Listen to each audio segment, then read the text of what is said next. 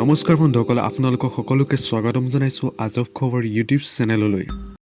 বৰ্তমান কৰোনা ভাইৰাছে সমগ্ৰ পৃথিৱীত ইমান বেয়াকৈ আতংকৰ সৃষ্টি কৰিছে যে ই সমগ্ৰ বিশ্বৰ বাবে এক মূৰৰ কামোৰণি হৈ পৰিছে।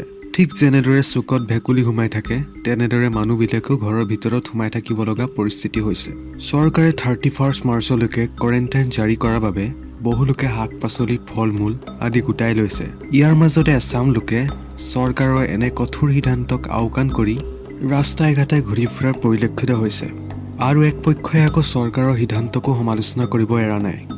তেওঁলোকে ভাৰতৰ দৰে এক উন্নয়নশীল দেশক কানাডাৰ দৰে এখন উন্নত ৰাষ্ট্ৰৰ লগত তুলনা কৰি চৰকাৰৰ পদক্ষেপসমূহ তুচ্ছ জ্ঞান কৰিছে। ভাৰতৰ দৰে এখন দেশ কানাডাৰ সমকক্ষ নহয়। কানাডাই দেশৰ সাধাৰণ জনসাধাৰণক টকা পইচা দি সহায় কৰি আহিছে, কিন্তু ভাৰতৰ দৰে এক উন্নয়নশীল ৰাষ্ট্ৰত ই মুঠেও গ্ৰহণযোগ্য নহয়। তো তেনেহ'লে দিন হাজিৰা কৰা লোকসকল বৰ্তমান কি হ'ব? তেওঁলোকে ক'ৰ পৰা আহাৰ সংগ্ৰহ কৰিব? তো ইয়াৰ বাবেও এক উপায় আছে। বৰ্তমান যি সমাজত চাকৰিয়াল লোক বা ডাঙৰ ডাঙৰ ব্যৱসায়কাৰী লোক আছে, তেওঁলোকে এই দুৰ্দিনত এনে লোকসকলক সহায় কৰিব পাৰে।